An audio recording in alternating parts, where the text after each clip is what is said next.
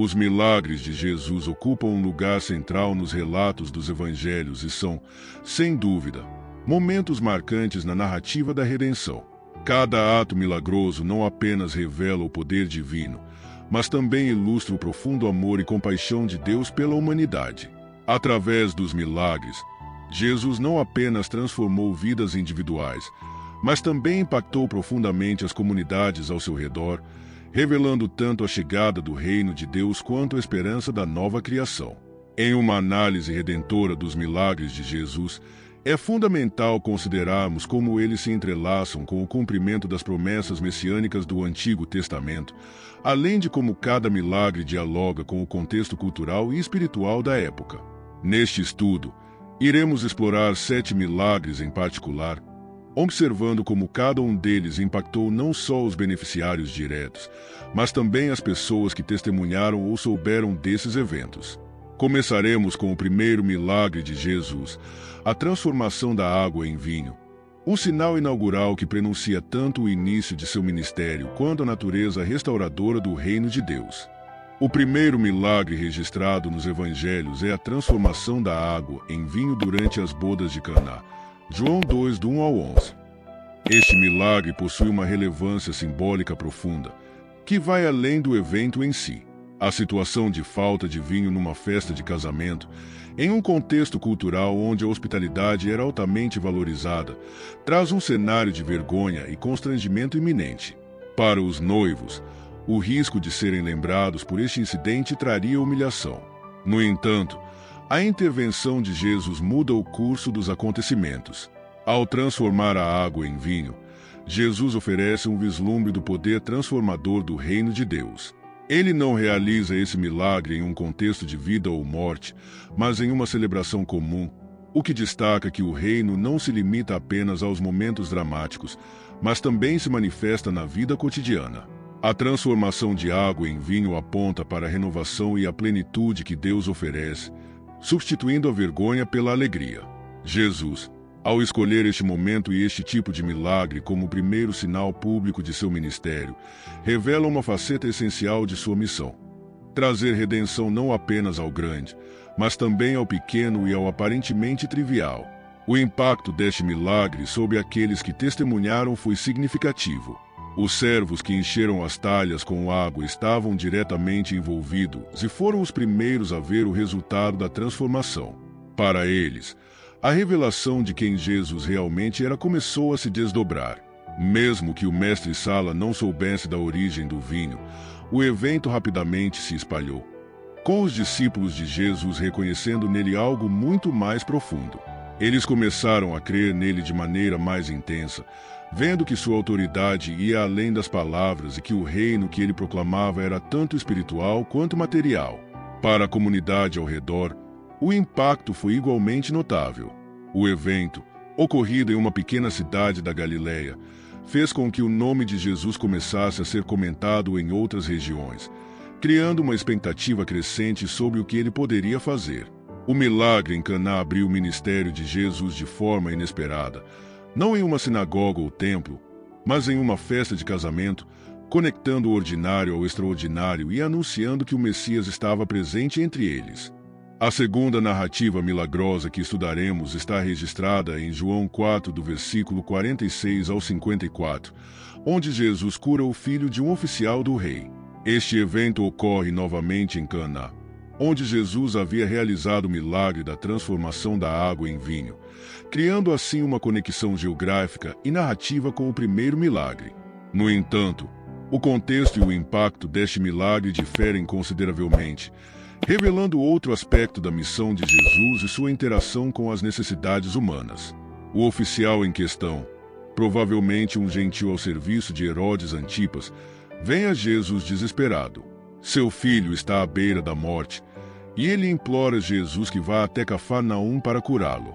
Aqui, o evangelista João destaca um elemento crucial: a fé.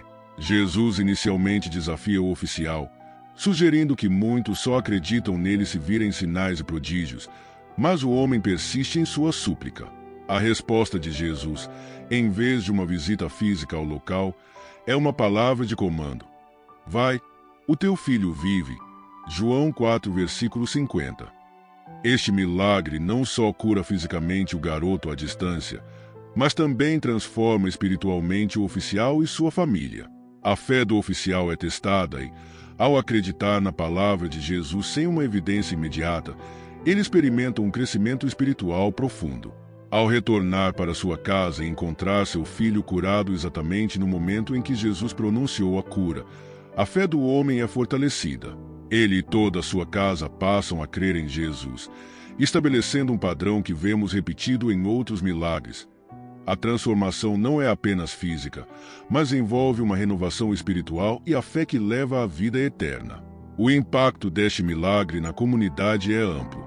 A notícia de uma cura à distância, realizada apenas pela palavra de Jesus, certamente se espalhou rapidamente.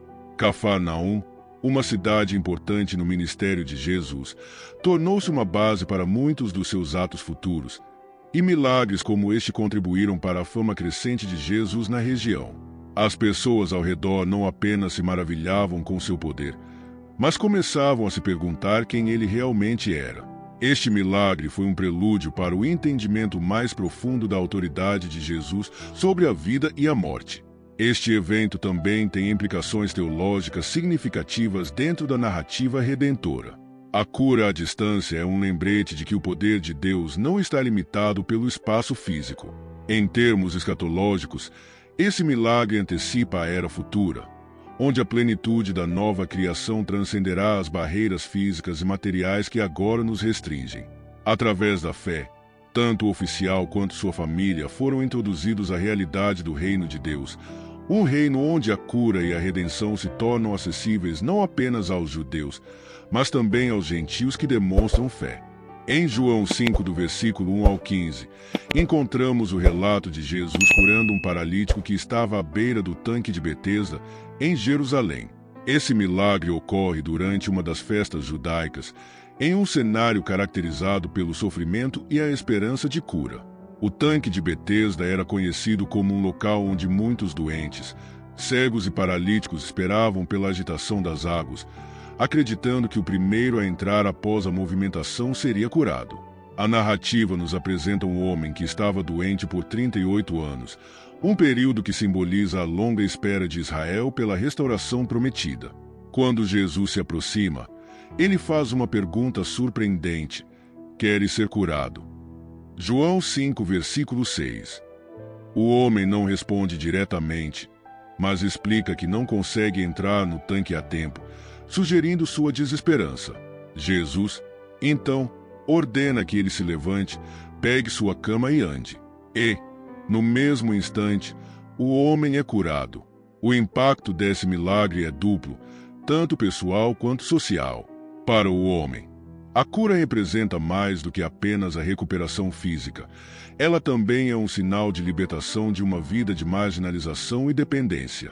Durante quase 4 décadas, ele viveu à margem da sociedade, imobilizado pela sua condição física e pelo sistema que perpetuava sua exclusão.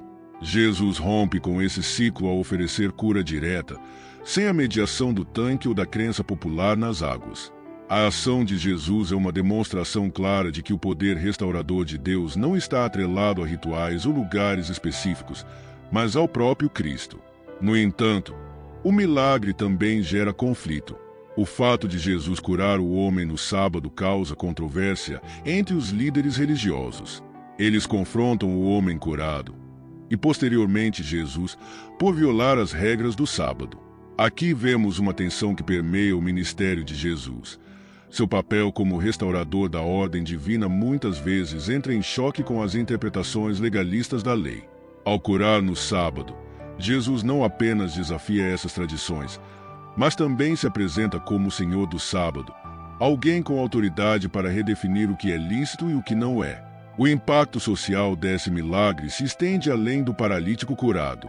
A multidão que frequentava o tanque de Betesda testemunhou um ato extraordinário de compaixão e poder, gerando questionamentos sobre a identidade de Jesus. As autoridades religiosas, por outro lado, começaram a ver Jesus não apenas como um curandeiro, mas como uma ameaça à ordem estabelecida. Esse evento, então, marca um ponto de inflexão no ministério de Jesus, onde a oposição a ele começa a se intensificar. Teologicamente, o milagre em Betesda aponta para a restauração prometida no reino de Deus. O paralítico, incapacitado por muitos anos, representa não apenas indivíduos, mas o próprio Israel, esperando pela cura e redenção final. Jesus, ao trazer cura e confrontar o legalismo, antecipa a vinda de um novo tempo em que a graça divina superará as limitações da lei. O convite à restauração é, portanto, uma antecipação da plenitude escatológica que virá na consumação do reino. A narrativa de Jesus andando sobre as águas, encontrada em João 6, do versículo 16 ao 21, é uma das cenas mais memoráveis e poderosas dos evangelhos. Após a multiplicação dos pães e peixes, os discípulos atravessavam o mar da Galileia quando foram surpreendidos por uma forte tempestade. No meio da escuridão e da tempestade, eles avistam Jesus caminhando sob as águas, uma manifestação clara de sua soberania sobre a criação. Este milagre não apenas reforça a autoridade de Jesus, mas também ensina lições profundas sobre fé e confiança em Deus diante do caos e das adversidades. O contexto desse milagre é importante. Os discípulos, seguindo as ordens de Jesus, se encontram no meio de um mar agitado, enfrentando ventos contrários que dificultavam o progresso da travessia. Este cenário simboliza as dificuldades e incertezas que muitas vezes enfrentamos na jornada de fé. Assim como os discípulos, somos chamados a navegar por mares turbulentos, onde nossa própria força e habilidade parecem insuficientes para nos levar ao destino.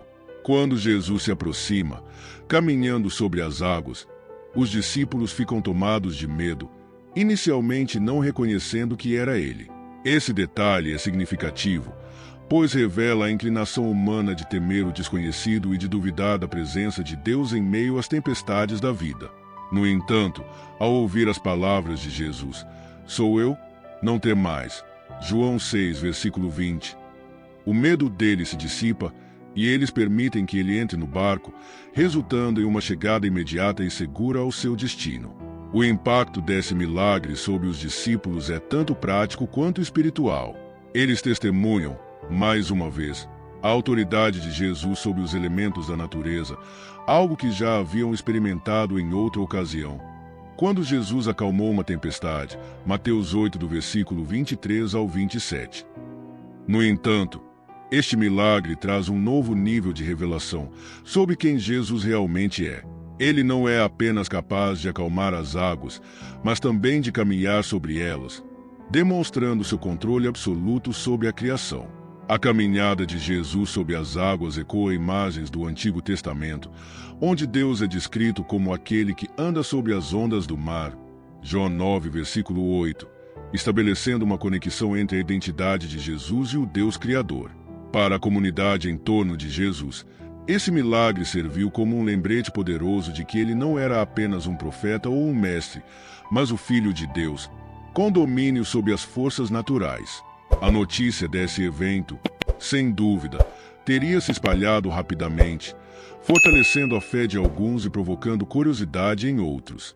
No contexto da narrativa redentora, o caminhar de Jesus sobre as águas aponta para a vinda de um novo tipo de liderança messiânica, que não apenas domina os poderes deste mundo, mas também oferece uma segurança transcendente, capaz de atravessar as tempestades mais ferozes da vida. Teologicamente, esse milagre destaca a soberania de Cristo sobre o caos e o medo. Na narrativa bíblica, o mar muitas vezes simboliza as forças desordenadas e caóticas que desafiam a ordem divina. Ao caminhar sobre o mar, Jesus não está apenas realizando um feito extraordinário. Ele está afirmando sua autoridade sobre o caos, trazendo paz e ordem onde havia tumulto. Para os discípulos, a lição era clara. Mesmo nas circunstâncias mais desesperadoras, Jesus está presente e tem o controle, oferecendo segurança e salvação. O sexto milagre que analisaremos é o relato da cura do cego de nascença, encontrado em João 9, do versículo 1 ao 41. Este milagre é particularmente significativo, pois não se trata apenas de uma cura física, mas de uma revelação profunda sobre a identidade de Jesus como a luz do mundo e sobre a cegueira espiritual daqueles que se recusam a crer nele. Ao passar por um homem cego de nascença, os discípulos perguntam a Jesus se a condição do homem era resultado de pecado, um reflexo da visão comum de que a doença ou deficiência física eram punições divinas. Jesus, no entanto, rejeita essa ideia, afirmando que o homem estava naquela condição para que as obras de Deus se manifestassem nele. João 9, versículo 3. Esse comentário já nos prepara para uma revelação maior. A cura do cego será uma manifestação do poder e da misericórdia de Deus, mas também será um julgamento contra a cegueira espiritual dos líderes religiosos. Jesus então realiza a cura de maneira inusitada. Ele faz lama com sua saliva, aplica nos olhos do homem e ordena que ele vá se lavar no tanque de Siloé. Ao obedecer, o homem volta enxergando, e esse milagre imediatamente gera um tumulto na comunidade. As pessoas que o conheciam questionam se ele realmente era o homem que mendigava cego, e os líderes religiosos começam a investigar o caso com ceticismo, já que o milagre foi realizado em um sábado. O impacto desse milagre é vasto, tanto pessoal quanto social. Para o homem curado, a restauração da visão física é acompanhada de uma jornada de fé. Inicialmente, ele vê Jesus apenas como um homem chamado Jesus, João 9, versículo 11. Mas, à medida que é questionado pelos fariseus e defendido por sua cura, sua compreensão de quem Jesus é se aprofunda. Ele passa a reconhecê-lo como profeta, João 9, versículo 17, e, finalmente, como Filho de Deus, João 9, versículo 38, culminando em sua adoração a Jesus. O progresso desse homem da cegueira física à visão espiritual contrasta com a crescente cegueira espiritual dos líderes religiosos, que se recusam a reconhecer o milagre e a autoridade de Jesus. O impacto social desse milagre é igualmente significativo.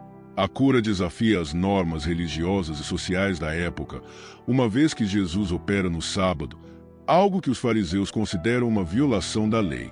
Ao curar o cego, Jesus não apenas restaura sua visão, mas também expõe a hipocrisia e a rigidez dos líderes religiosos. Eles se apegam à lei sabática de maneira tão inflexível que não conseguem ver a manifestação do poder de Deus diante de seus próprios olhos. Esse milagre é, portanto, um confronto direto entre a luz da revelação divina e a escuridão da incredulidade religiosa. Teologicamente, a cura do cego de nascença é uma alegoria poderosa da iluminação espiritual que Jesus oferece. Ele se identifica como a luz do mundo, João 9, versículo 5, o que ecoa as promessas do Antigo Testamento de que o Messias traria luz às nações.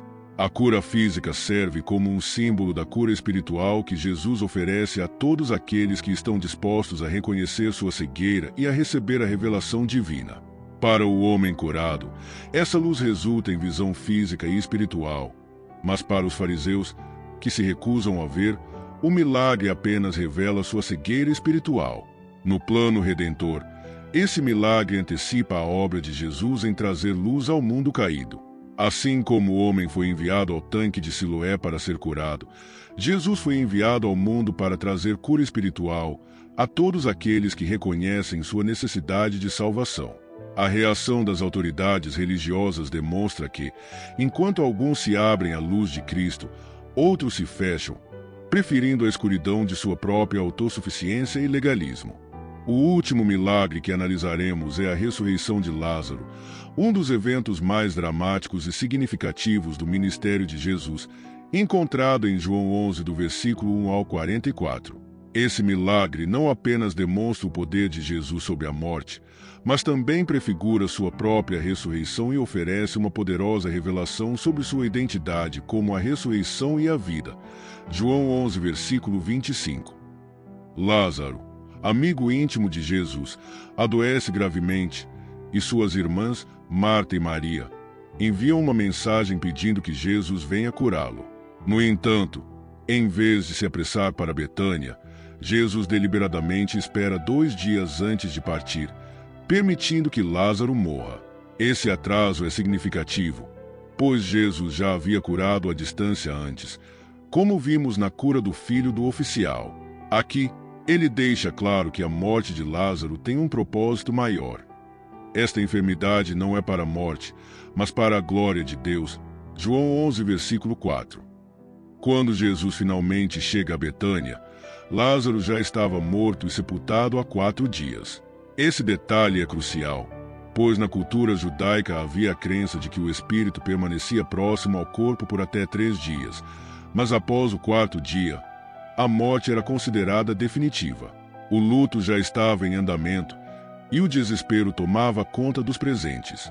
Marta, em sua dor, expressa fé na capacidade de Jesus de curar, mas parece não ter plena compreensão do que está prestes a acontecer. Ela acredita na ressurreição final no último dia, mas Jesus a desafia a crer que ele é a própria ressurreição e vida presente. Jesus, profundamente comovido pelo sofrimento de Marta, Maria e dos outros, vai ao túmulo de Lázaro. Lá, ele ordena que removam a pedra e, em seguida, clama com voz alta: Lázaro, sai para fora. João 11, versículo 43. O homem que estava morto sai, ainda envolto em suas vestes fúnebres, e Jesus ordena que o libertem. Esse milagre não apenas traz Lázaro de volta à vida, mas também simboliza a vitória de Jesus sobre a morte e o prenúncio da sua própria ressurreição. O impacto desse milagre é imenso, tanto para os presentes quanto para a comunidade em geral. Muitos dos judeus que estavam consolando Marta e Maria testemunharam a ressurreição e creram em Jesus. No entanto, esse evento também acendeu a ira das autoridades religiosas, que viam Jesus como uma ameaça crescente. O relato bíblico nos mostra que foi após esse milagre que os líderes judeus decidiram intensificar seus planos para matar Jesus. João 11, versículo 53. Assim, a ressurreição de Lázaro marca o ponto culminante do ministério público de Jesus, pois revela de maneira incontestável seu poder sobre a vida e a morte, mas também acelera os eventos que o levarão à cruz. Teologicamente, esse milagre tem um peso escatológico profundo. A ressurreição de Lázaro aponta para a promessa de vida eterna que Jesus oferece àqueles que nele creem. Ele não é apenas capaz de prolongar a vida terrena, mas também de vencer a morte definitiva, garantindo a ressurreição no último dia. Ao chamar Lázaro de volta da morte, Jesus demonstra que, em sua pessoa, a morte não tem a palavra final. Ele é o doador de vida, aquele que traz esperança em meio ao desespero mais profundo. Na perspectiva redentora, a ressurreição de Lázaro é um vislumbre antecipado da obra final de Cristo na cruz e na sua própria ressurreição. Lázaro, que voltou à vida, eventualmente morreria novamente, mas seu retorno à vida foi um sinal do poder de Cristo para trazer a nova criação, onde a morte será derrotada de uma vez por todas. Para Marta, Maria e todos que testemunharam esse milagre, a ressurreição de Lázaro foi um convite a crer que Jesus não era apenas um profeta, mas o próprio Filho de Deus, o único com poder para conceder vida eterna. Ao refletirmos sobre os milagres de Jesus, percebemos que eles não foram apenas demonstrações extraordinárias de poder, mas revelações profundas da missão redentora de Deus e do caráter de Cristo. Cada milagre teve um impacto imediato e concreto sobre as vidas das pessoas, desde a alegria renovada nas bodas de Caná até a vitória sobre a morte com a ressurreição de Lázaro. No entanto, além das curas e sinais visíveis, os milagres apontam para realidades espirituais maiores, revelando Jesus como o Messias prometido, o Filho de Deus que veio não apenas para aliviar o sofrimento temporário, mas para inaugurar o reino de Deus e trazer a verdadeira cura e redenção para a humanidade. Esses atos milagrosos também nos lembram que Jesus se envolve com as necessidades mais profundas e cotidianas da humanidade, desde a fome física à cura de doenças, da libertação da vergonha à vitória sobre a morte. Seu amor e compaixão transcendem as barreiras sociais e religiosas, alcançando os marginalizados, os oprimidos e os esquecidos. E assim, a cada milagre, somos chamados a ver além do evento em si, percebendo como ele anuncia a renovação completa que o reino de Deus traz. Ao olharmos para nossas próprias vidas, Os milagres de Jesus nos encorajam a confiar que Ele continua a agir em nosso favor, mesmo nos momentos de maior desespero. Seja enfrentando as tempestades da vida, navegando pela escuridão da incerteza ou esperando pela cura que parece tardar, Jesus se aproxima de nós, como fez com tantos, oferecendo não apenas soluções temporárias, mas a promessa de vida eterna. Convido você a refletir sobre como esses milagres ainda nos falam hoje e a continuar explorando os mistérios da vida e do ministério de Jesus. Se essa jornada o tocou de alguma forma, compartilhe seus pensamentos nos comentários abaixo e se inscreva no canal para mais conteúdos que trazem à luz a profunda riqueza das Escrituras e seu impacto para a nossa vida contemporânea. Juntos, podemos crescer em fé, aprendendo como os milagres de Jesus continuam a moldar nossa esperança e nossa visão da nova criação que está por vir.